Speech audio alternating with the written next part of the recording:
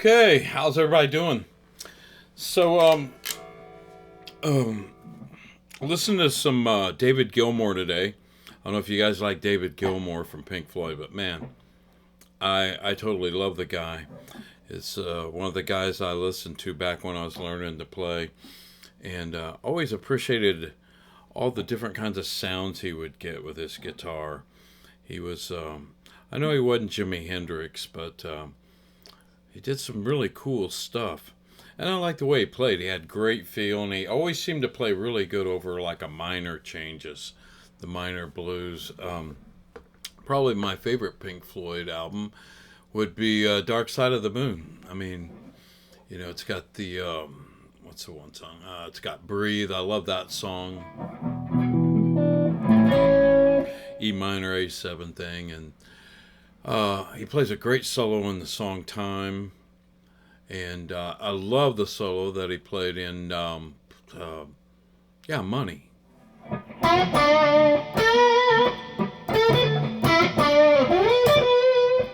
I don't remember the exact licks, something like, but I like a ba ba, such cool, tasteful, just stuff that made sense. And like I said, I listened to, well, we played a lot. We played Breathe, Money, Comfortably Numb, a few other songs by them. But I always thought he was a really fine, and still is, a great guitar player. Anyway, I wanted to talk about this guitar I'm playing today. It's a Melanson. I've talked about Melanson before. Gerard was a great friend of mine, and he endorsed me when I was on the road with Larry Howard. But this guitar, I picked out the top. If you look at it, it's, I went to his shop and he had a private stock of maple tops. I thought, man, the body's alder, but it's a maple top. And I said, Gerard, will you show me your private stock? And he goes, yeah, I'll show it to you. I said, will you let me pick a top out? And he goes, yeah, sure, why not? So he let me pick this top out, and he normally charged a lot more for these. And mine's dirty. Good grief. Where's that at? Man, it's filthy dirty. Sorry about that. But when this thing is cleaned up, it you can tell it kind of looks like the ocean. I had him. Let me talk about the guitar. It's a.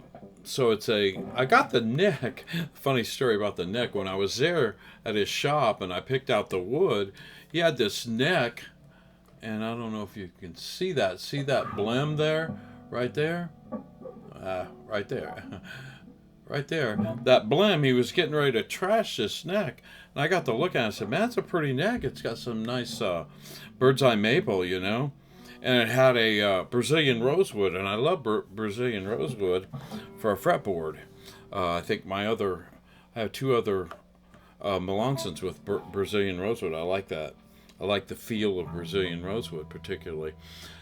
So anyway, he was gonna throw this neck away. I said, "Man, don't throw that neck away. I'll take it. I'll use that neck." He said, "You will?" I said, "Sure. That ain't gonna bother me. That's just character." So anyway, that's where the neck came from.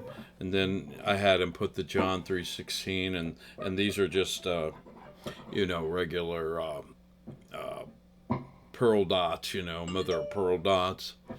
But has Melanson's single coil pickups. He had his pickups, I believe. I talked to Rhonda, that's his wife. Gerard passed away a few years ago, but Rhonda texted me because I'd made a statement on one of my YouTube videos that Gerard wound his pickups, and come to find out that he didn't wind his pickups.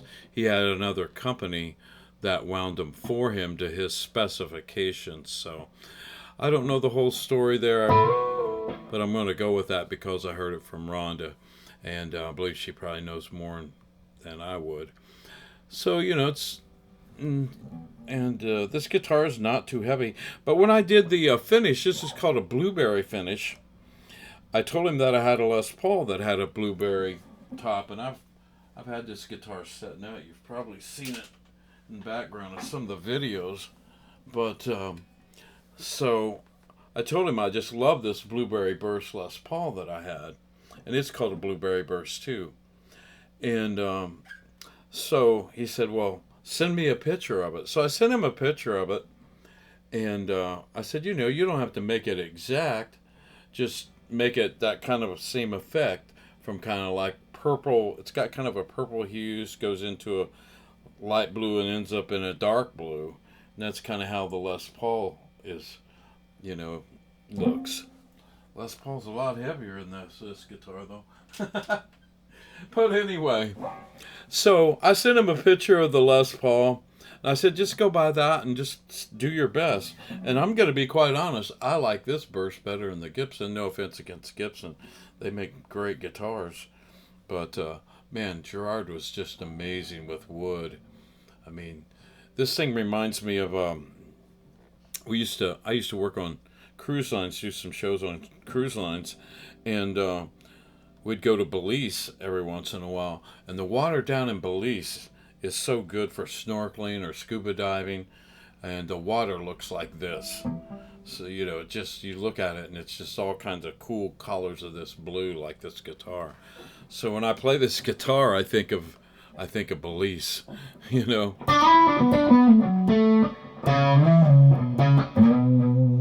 So this lick I wanted to show you was kind of a David Gilmour style lick or a Hendrix lick. It's definitely a lick from the 70s, one of the rock guys. So it sounds like this.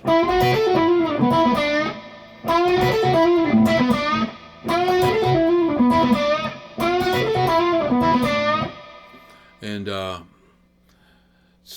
sounds fast. I guess it is a little bit fast, but let me show you how to play it. Once you get it down, it's not too hard to play. So you start here on this, in the key of B minor. That's the key Money's in. Starts out with a cliche. I mean, this is kind of a cliche blues lick, to be honest. But it starts out with that cliche lick that you hear everybody do. So you bend here on the 9th fret of the G string with your 3rd finger.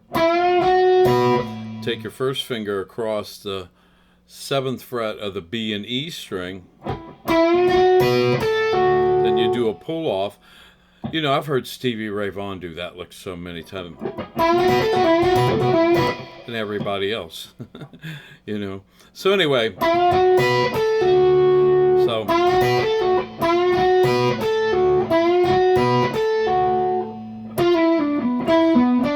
Then you come down here with your 3rd finger.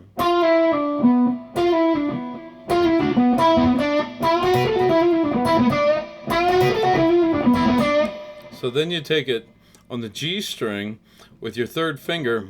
And you slide up and back down from the 9th to the 10th fret with your 3rd finger. Then you pull off down to the 7th fret.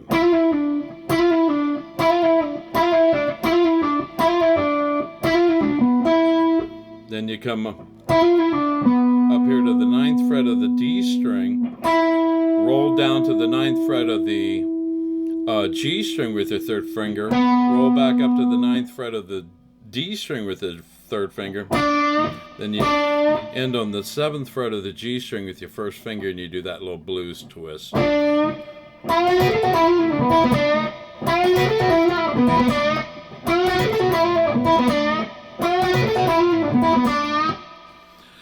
So that's how you play the lick. I'm going to play it with a track here, and I'm just going to do some, I'll just put it in there somewhere. I'm going to jam a little bit.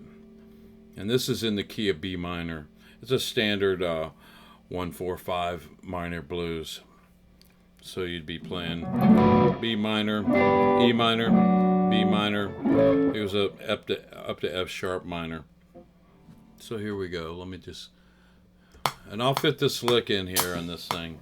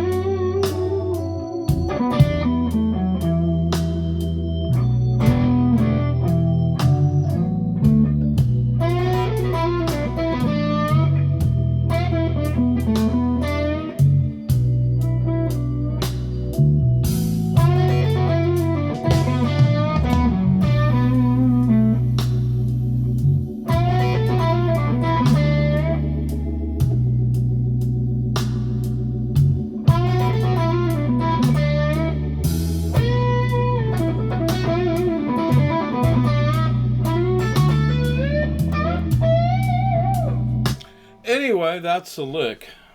One more time.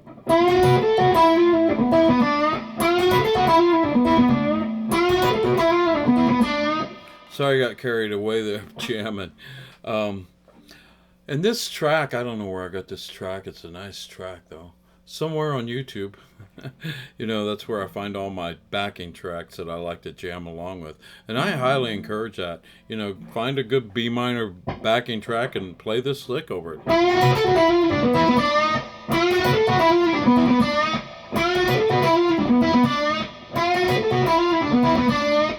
By the way, I don't mention it. I'm hybrid picking some of that. I don't even know if I said that when we were doing it. I'm using my finger on that note on the high E string. Pick there. Then I'm using my finger for that.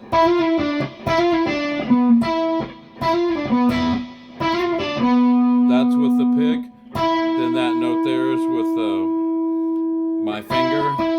That's with the pick. Last note's with the pick. So